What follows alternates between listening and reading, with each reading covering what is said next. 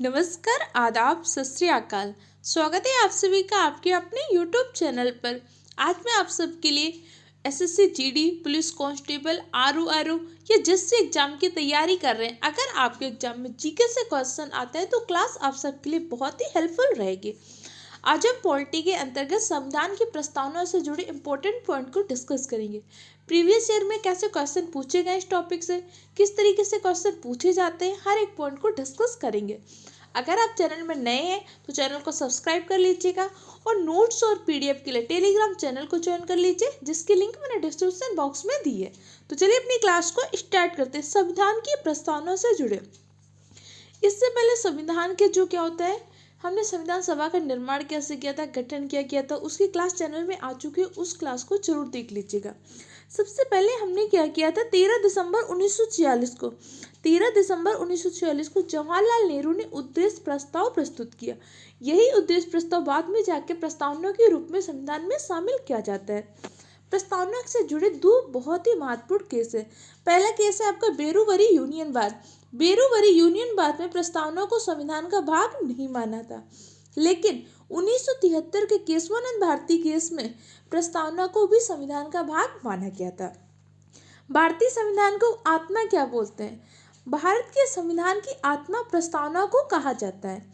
लेकिन अगर क्वेश्चन पूछते हैं डॉक्टर भीमराव अंबेडकर ने संविधान की आत्मा किसको बोला था, तो डॉक्टर भीमराव अंबेडकर ने अनुच्छेद 32 को भारतीय संविधान की आत्मा बोला था। अनुच्छेद 32 में क्या है? सुप्रीम कोर्ट के रिट जारी करने की शक्तियों का उल्लेख। सुप्रीम कोर्ट मौलिक अधिकार के हनन पर 5 प्रकार की रिट जारी करता है, जबकि हाई कोर्ट आपकी 6 प्रकार की रिट जारी करता है। ध्यान रखिएगा। संविधान निर्माताओं ने किस पर ध्यान दिया? प्रस्तावना पर। प्रस्तावना को हमने कब प्रस्तुत किया था? प्रस्तावना को 13 दिसंबर 1946 को जवाहरलाल नेहरू के द्वारा प्रस्तुत किया गया था। प्रस्तावना को स्वीकार कब किया गया था? प्रस्तावना को हमने 22 जनवरी 1947 को प्रस्तावना को स्वीकार कर लिया था। आगे देख लेते हैं। भारत के संविधान की प्रस्तावना किन शब्दों से शुरू होती है? हम भारत को लोग, भारत को पंथ निरपेक्ष। कैसे? भारत के लोग, ये शब्द कहाँ से लिया गया है? हम भारत के लोग, ये शब्द हमने ऑस्ट्रेलिया के संविधान से लिया है। भारत प्रकाश का राज्य है। भारत का धर्मनिरपेक्ष अर्थात पंथ निरपेक्ष राज्य है, अर्थात भारत का अपना कोई भी धर्म नहीं होगा। लेकिन हमारे यहाँ पे कैसी धर्मनिरपेक्षता है? हमारे यहाँ पे सकारात्मक धर्मनिरपेक्षता है। मतलब भारत का, देश का अपना कोई धर्म नहीं है। हम सभी धर्मों का सम्मान करते हैं, सभी धर्म के लोगों के लिए व्यवस्था करते हैं। ये हमारी कैसी होगी? सकारात्मक धर्मनिरपेक्षता। अगर नकारात्मक धर्मनिरपेक्षता होती तो सॉरी, कोई भी क्या हो, जैसे संगम हो रहा है, अभी कुंभ का मेला होगा, अभी राम मंदिर बन रहा है, मुस्लिम हज के लिए जाते हैं, पंजाबियों के अपने महोत्सव होते हैं, उसमें भी सरकार सहयोग करती है। बेशक सरकार का, भारत का कोई भी धर्म नहीं है, लेकिन भारत सभी धर्म का क्या करती है? सहयोग करती है। तो भारत में सकारात्मक धर्मनिरपेक्षता है।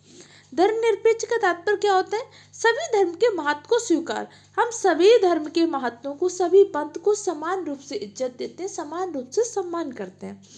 भारत एक धर्मनिरपेक्ष राज्य, इसका मतलब क्या है? भारत किसी भी धर्म का समर्थन नहीं करता, भारत सभी धर्मों को सम्मान करता है। गणतंत्र का तात्पर्य क्या होता है? गणतंत्र का मतलब होता है वह राज्य जहाँ का अध्यक्ष क्या हो? वंशानुगत रूप से ना हो। जैसे हमारे यहाँ के राष्ट्र के प्रमुख राष्ट्रपति का पद वंशानुगत नहीं होता है। हमारे यहाँ राष्ट्रपति का क्या होता है? निर्वाचन। और राष्ट्रपति का उल्लेख इसमें अनुच्छेद 52 में राष्ट्रपति का उल्लेख किया गया है। हमारे भारत की राष्ट्रपति कौन है? द्रौपदी मुर्मू जी। इनका जन्म कहाँ पे हुआ था? उड़ीसा के मयूरभंज इलाके में। द्रौपदी मुर्मू जी दूसरी महिला राष्ट्रपति हैं। द्रौपदी मुर्मू जी पहली आदिवासी महिला राष्ट्रपति हैं। द्रौपदी मुर्मू जी झारखंड की पहली महिला राज्यपाल बनने का गौरव रखती हैं। और उड़ीसा में बेस्ट विधायक के लिए एक अवार्ड मिलता है, नीलकंठ अवार्ड। नीलकंठ अवार्ड भी राष्ट्रपति द्रौपदी मुर्मू जी को मिला है। ये कहाँ पे मिलता है? उड़ीसा में। उड़ीसा में किसके लिए मिलता है? बेस्ट विधायक के लिए अवार्ड मिलता है। क्लियर? ये क्लास आपके सिलेक्शन वाली क्लास होगी, इसमें हम इसके साथ साथ कुछ और इम्पोर्टेंट पॉइंट को डिस्कस करेंगे। भारतीय संविधान के प्रस्तावना में भारत को किस रूप में घोषित किया? भारत के संविधान में भारत को प्रभुत्व संपन्न समाजवादी धर्मनिरपेक्ष प्रजातांत्रिक गणराज्य के रूप में घोषित किया गया। अर्थात क्या होता है? प्रभुत्व संपन्न का तात्पर्य क्या होता है कि हम अपने समस्त मामलों में निर्णय स्वयं ले सकते हैं। हमें किसी भी दूसरे देश का हमें वो हस्तक्षेप नहीं चाहिए। हम प्रभुत्व संपन्न हैं, हम अपने सारे डिसीजन स्वयं ले सकते हैं। समाजवादी, धर्मनिरपेक्ष, भारत का कोई भी धर्म नहीं है, भारत सभी धर्मों को सम्मान करता है। और गणराज्य, हमारे यहाँ का जो राष्ट्र का प्रमुख होगा उसका पद वंशानुगत न होकर निर्वाचन होगा। भारत के प्रस्तावना में कभी संशोधन किया गया है? हाँ जी, 42वां संविधान संशोधन 1976 के द्वारा हमने भारत की प्रस्तावना में संशोधन किया था। भारत एक गणतंत्र है, इसका तात्पर्य क्या होता है कि भारत का जो वंशानुगत का शासक नहीं होगा। हमारे यहाँ पे ऐसा नहीं होता कि आज ये शासक है, कल इसका बेटा बनेगा, फिर उसका बेटा बनेगा। नहीं, हमारे यहाँ पे निर्वाचन होता है। हर 5 साल में क्या होता है? निर्वाचन होता है। अभी जैसे राष्ट्रपति के लिए कौन सा चुनाव हुआ था? 16वां चुनाव हुआ था। लेकिन राष्ट्रपति कौन से क्रम की है? 15वें क्रम की है। ऐसे उपराष्ट्रपति का चुनाव तो 16वां था, लेकिन उपराष्ट्रपति जगदीप धनखड़ जी कौन से हैं? 14वें क्रम के हैं। जगदीप धनखड़ जी इससे पहले क्या हुए थे? पश्चिम बंगाल के राज्यपाल भी रह चुके हैं, ध्यान रखिएगा। कौन सा शब्द भारत के संविधान के उद्देशिका में नहीं है? लोक कल्याण। लोक कल्याण का शब्द हमारी उद्देशिका में उल्लेख नहीं है। इसका उल्लेख किसमें? डीपीएसपी में उल्लेख है। डीपीएसपी में किसमें? अनुच्छेद 38 में लोकतंत्र, लोक कल्याणकारी राज्य की अवधारणा का उल्लेख किया गया है। कल्याणकारी का उद्देश्य क्या होता है? कमजोर वर्ग के कल्याण का प्रबंध करना। जो कमजोर है उसको हमें क्या करना है? सहायता प्रदान करना है। इसमें एक सिद्धांत काम करता है, समता का सिद्धांत। इक्वलिटी का सिद्धांत क्या होता है कि भाई जो कमजोर है उसे हम कुछ सपोर्ट दे रहे हैं, कुछ उसकी हेल्प करके उसको बराबर हाशिए में लाने की कोशिश करनी होती है। भारत का गणराज्य मुख्य रूप से माना जाता है क्योंकि हमारे यहाँ पे जो राज्य अध्यक्ष उसका चुनाव होता है। हमारे यहाँ राष्ट्रपति का चुनाव होता है, राष्ट्रपति का पद वंशानुगत नहीं है, इसलिए इंडिया कैसा है? गणतंत्र राज्य है। हमारे संविधान का अंगीकरण कब किया गया था? 26 नवंबर 1949 को हमने संविधान का अंगीकरण किया था। संविधान लागू कब हुआ था? 26 जनवरी 1950 को आपका संविधान लागू हुआ था। क्लियर? भारत के संविधान में संवर्ती सूची में कहाँ से ले? ऑस्ट्रेलिया से। हमारे यहाँ पे 7वीं अनुसूची में शक्तियों का विभाजन 3 रूप से किया गया है। केंद्र सूची में, संघ सूची में, इसके अलावा आपकी क्या होती है? राज सूची। पहले आपकी संघ सूची होती है जिसे हम केंद्र सूची के नाम से भी जानते हैं। संघ सूची में कानून कौन बनाएगा? केंद्र सरकार। राज सूची में कानून कौन बनाएगी? राज्य सरकार बनाएगी। संवर्ती सूची में क्या होता है? कानून केंद्र सरकार और राज्य सरकार दोनों बना सकते हैं। जैसे आपकी शिक्षा हो गई, संवर्ती सूची के अंतर्गत आती है। शिक्षा हो गया, वन हो गया, ये आपके किसके अंतर्गत आते हैं? ये आपकी संवर्ती सूची के अंतर्गत आते हैं। जो संवर्ती सूची हमने कहाँ से ली है? ऑस्ट्रेलिया से ली है। भारत में लौकिक सार्वभौमता है क्योंकि हम भारत की प्रस्तावना, लौकिक सार्वभौमता का तात्पर्य क्या होता है? हमारे यहाँ पे जो भी शक्ति है, जो शक्ति का स्रोत है, कौन है? भारत की जनता। हाँ, इसमें हमारा जो प्रस्तावना शुरू होती है ना, हम भारत के लोग, मतलब हम भारत के लोग, हम जिसको चाहेंगे राष्ट्रपति बनाएंगे, जिसको चाहेंगे मुख्यमंत्री बनाएंगे। तो जो सारी शक्ति होती है किसके पास निहित है? जनता के पास निहित है। भारतीय संविधान के प्रस्तावना में जिन आदर्शों, उद्देश्यों, रूपरेखा की गई उसकी आगे व्याख्या किसमें की गई है? देखो, हमने एक प्रस्तावना में एक ढांचा बनाया कि हम ऐसे संविधान की कल्पना करते हैं, हम ऐसे देश की, हम भारत के लोग भारत को किस प्रकार के न्याय, 3 प्रकार की न्याय, 4 प्रकार की स्वतंत्रता, 2 प्रकार प्रतिष्ठा और अवसर की समता, इन सब चीज़ों की बात करते हैं। इसका फिर हम विस्तार किस में करते हैं? जैसे मूल अधिकार में करते हैं, डीपीएसपी में करते हैं, मूल कर्तव्य में करते हैं। जैसे हमारे यहाँ पे अनुच्छेद 12 से लेकर 32 में मूल अधिकार का वर्णन किया गया। तो नागरिकों को सशक्त करने के लिए हमने नागरिकों को अधिकार दिया। डीपीएसपी, राज्य को भाई हमने बताया कि आप अपने जो योजनाएं बनाओगे, नियम बनाओगे, कैसे बना सकते हो, कैसे लोक कल्याणकारी काम कर सकते हो। डीपीएसपी का उल्लेख इसमें आर्टिकल 36 से 51 में डीपीएसपी का उल्लेख किया गया है। मूल कर्तव्य 51A में मूल कर्तव्य का उल्लेख किया गया है। आपको सारे आर्टिकल की क्लास में एक अलग से प्रोवाइड कर दूंगी, उस सारे आर्टिकल को जरूर याद कर लीजिएगा, ठीक है। अब देखो, मूल अधिकार हमने लिया कहाँ से था? अमेरिका से। राज्य के नीति निर्देशक डीपीएसपी आयरलैंड से लिया। मूल कर्तव्य रूस से। अधिकार के बिना कर्तव्य बेकार होते और कर्तव्य के बिना अधिकार, दोनों में एक बैलेंस बना के रखना होता है। इसलिए अगर मूल अधिकार है तो मूल कर्तव्य भी है। भारत एक प्रभुत्व संपन्न प्रजातांत्रिक गणराज्य कब बना था? 1950 में। 26 जनवरी 1950 को भारत का संविधान लागू हो गया था। हमारे संविधान का निर्माण कब हो गया था?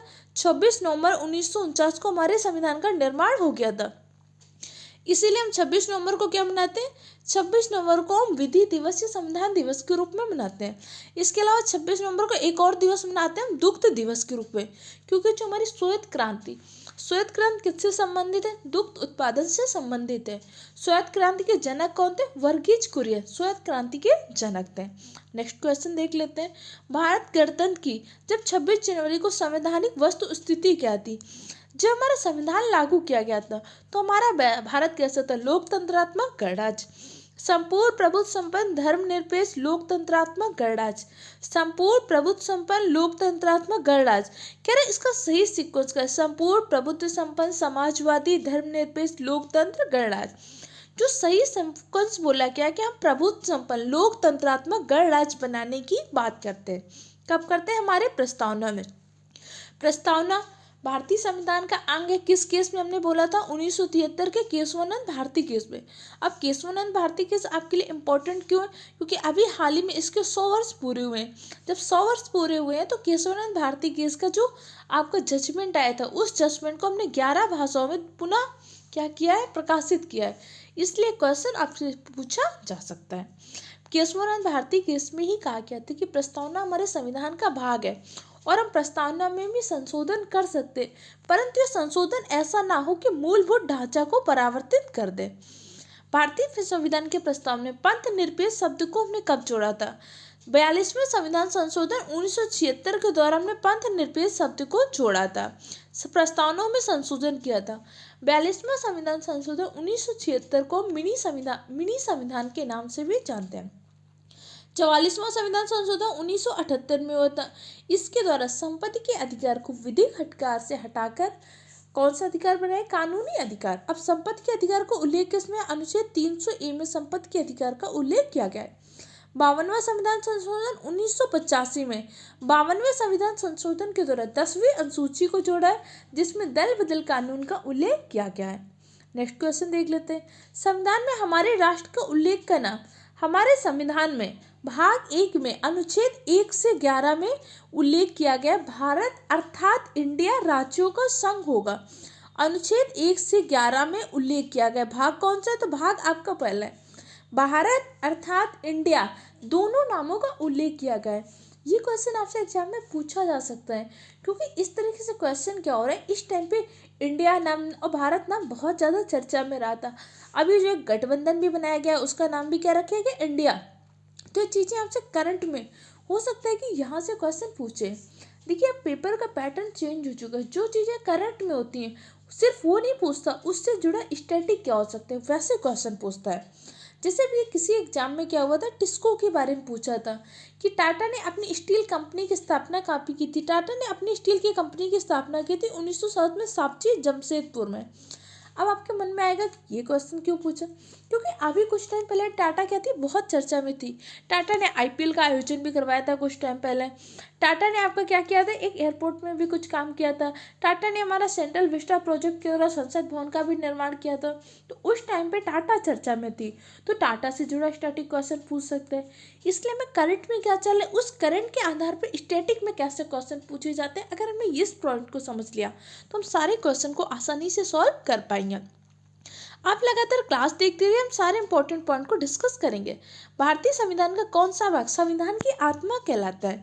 संविधान की आत्मा किसको बोलते हैं? उद्देशिका। प्रस्तावना को संविधान की आत्मा बोलते हैं। लेकिन डॉक्टर BR अम्बेडकर ने संवैधानिक उपचारों के अधिकार को अनुच्छेद 32 को भारतीय संविधान की आत्मा बोला था। सिर्फ आत्मा पूछेगा तो हमारा आंसर क्या होगा? उद्देशिका। लेकिन अगर पूछेगा डॉक्टर BR अम्बेडकर ने किसको बोला था, तो डॉक्टर BR अम्बेडकर ने संवैधानिक उपचारों के अधिकार को संविधान की आत्मा बोला था। प्रस्तावना का वह प्रावधान जो सभी नागरिकों को मतदान का अधिकार प्रदान करता है क्या होता है? प्रजातंत्र या लोकतंत्र।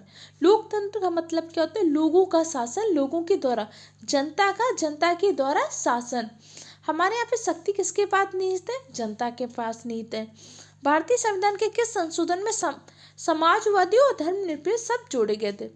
42वें संविधान संशोधन 1976 के दौरान हमने प्रस्तावना में संशोधन किया था। समाजवादी पंथ निरपेक्ष शब्द को जोड़ा था। ये शब्द को हमने क्या किया था, अपने प्रस्तावना में जोड़ा था। भारतीय संविधान के किस भाग में घोषणा की गई कि भारत धर्मनिरपेक्ष राज्य है? प्रस्तावना में हमने घोषणा की कि भारत हमारा कैसा है, धर्मनिरपेक्ष। कैसी धर्मनिरपेक्षता पाई जाती है? सकारात्मक धर्मनिरपेक्षता। अप्रस्तुता के अंत का उल्लेख किसमें किया गया? अनुच्छेद 14 में। अनुच्छेद 14 में विधि के समान समता और विधियों के समान संरक्षण का उल्लेख किया गया। अनुच्छेद 21 में प्राण व दैहिक स्वतंत्रता का उल्लेख किया गया। अनुच्छेद 19 में वाक व अव्यक्त की स्वतंत्रता का उल्लेख किया गया। अनुच्छेद 17 में अप्रस्तुता के और छुआछूत के अंत का उल्लेख किया गया। तो इस क्वेश्चन का राइट आंसर क्या हो जाएगा? ऑप्शन सी। नेक्स्ट क्वेश्चन देख लेते हैं।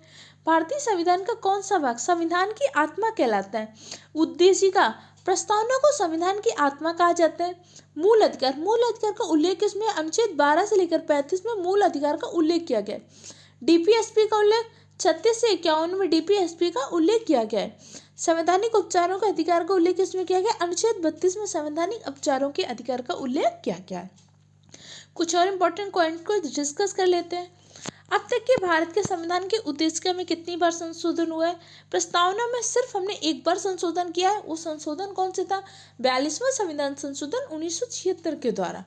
42वें संविधान संशोधन 1976 को मिनी संविधान के नाम से भी जानते हैं, क्योंकि इसके माध्यम से हमने बहुत सारे एक्ट में संशोधन किया था। जो हम संविधान संशोधन की क्लास इससे पहले आई उसमें इन सारी पॉइंट को डिस्कस कर चुके हैं। अगर आपने अभी तक उन क्लास को नहीं देखा तो उस क्लास को जरूर देख लीजिएगा। भारतीय संविधान के प्रस्तावना में जिन आदर्शों उद्देश्यों की व्याख्या की गई है वो क्या है? देखो, हमारे संविधान में बताया गया कि हमारे संविधान का निर्माण कैसे होगा, आदर्श क्या होंगे, उद्देश्य क्या होंगे। लेकिन इन आदर्शों के बाद, उद्देश्यों के बाद हम मूल अधिकार में करते हैं, डीपीएसपी में करते हैं और मूल कर्तव्य में। इन तीनों में हमारे जो आदर्श है, उद्देश्य है, इनकी बात करते हैं। मूल अधिकार हमने कहाँ से लिया था? अमेरिका से लिया। डीपीएसपी राज्य की नीति निर्देशक तत्व हमने आयरलैंड से लिए थे। मौलिक कर्तव्य कहाँ से लिए थे? मौलिक कर्तव्य हमने रूस से लिए थे। क्लियर हो क्या? नेक्स्ट क्वेश्चन देख लेते हैं। कौन सा अधिकार अनुच्छेद 21D और अनुच्छेद 21 को मिलाकर पढ़ने पे प्राप्त होता है? अनुच्छेद 21D और इसमें क्या रहे? अनुच्छेद 21। अनुच्छेद 21 में कहा गया था प्राण और दैहिक स्वतंत्रता के अधिकार का। अभी आपका एक केस आया था, पुट्टा स्वामी केस। पुट्टा स्वामी केस किससे जुड़ा हुआ था? आधार कार्ड से जुड़ा हुआ था। तो हमने कहा जो प्राण व दैहिक स्वतंत्रता होती है, इसमें जो हमारे निजता का अधिकार है, निजता का अधिकार भी प्राण और दैहिक स्वतंत्रता के अंतर्गत आता है। इसके अलावा एक और, एकांतता का अधिकार। हम अकेले रहना चाहते हैं, अकेले रहने का अधिकार भी आपके अनुच्छेद 21 में है। तो इस क्वेश्चन का राइट आंसर क्या हो जाएगा? Option C. भाई, निजता का अधिकार, अकेले रहने का अधिकार, प्राण व दैहिक स्वतंत्रता का अधिकार, इन सब का उल्लेख आपके अनुच्छेद 21 में किया गया है। अनुच्छेद 21A में किसका उल्लेख किया गया? शिक्षा के अधिकार को। शिक्षा के अधिकार को हमने मौलिक अधिकार बनाया। इसके लिए हमने संशोधन किया था 86वां संविधान संशोधन 2002 में। इसके माध्यम से 6 से 14 वर्ष की आयु वर्ग के बच्चों को क्या करते हैं? हम शिक्षा प्रोवाइड करेंगे, फ्री एंड कंपलसरी एजुकेशन। संविधान के अंतर्गत मूल अधिकारों का संरक्षक कौन होता है? आपके मूल अधिकारों का संरक्षक होता है हमारा सर्वोच्च न्यायालय। जब मूल अधिकारों का हनन होता है उसके लिए सर्वोच्च न्यायालय क्या करता है? रिट जारी करता है। किस आर्टिकल के द्वारा? अनुच्छेद 32 के द्वारा। इसके अलावा आपके हाई कोर्ट भी रिट जारी करता है। हाई कोर्ट 6 प्रकार की रिट जारी करता है, जबकि सुप्रीम कोर्ट आपकी 5 प्रकार की रिट जारी करता है। सुप्रीम कोर्ट का उल्लेख किसमें? अनुच्छेद 124 में सुप्रीम कोर्ट का उल्लेख किया गया है।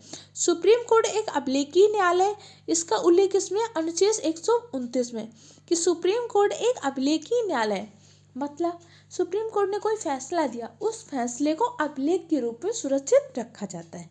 क्लियर हो गया? भारतीय संविधान के अंतर्गत किसे मूल अधिकारों को संरक्षक माना जाता है? अब कह रहा संसद को, न्यायपालिका को, राष्ट्रपति को, प्रधानमंत्री को। अभी हमने वही क्वेश्चन डिस्कस किया, लेकिन यहाँ पे क्या हुआ? लैंग्वेज चेंज हो गई। सुप्रीम कोर्ट को क्या लिख दिया? न्यायपालिका। तो न्यायपालिका आपके मूल अधिकारों का संरक्षक है। तो ये क्वेश्चन कैसे लगे, इसका फीडबैक कमेंट सेक्शन द्वारा दीजिएगा और टेलीग्राम चैनल को ज्वाइन कर लीजिएगा। वहाँ पे आपको PDF मिलती है, नोट्स मिलते हैं। इसके अलावा और कोई दिक्कत हो, कन्फ्यूजन हो, कमेंट सेक्शन द्वारा पूछ सकते हैं। जल्दी मिलते हैं नेक्स्ट क्लास में।